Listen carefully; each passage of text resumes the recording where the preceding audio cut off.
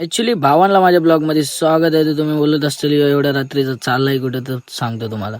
मी आणि मामा निघलो डायरेक्ट गावाला जायसाठी. तर पोहोचलो पुण्यात, तर गाडीतला सीएनजी संपलेला. तर पटकन जाऊन सीएनजी सीएनजी पंपावर पद्धतशीर टाकी फुलबिल करून डायरेक्ट निघलो ना ग पुढच्या प्रवासासाठी. डायरेक्ट विषय असतो ना आपल्याकडे.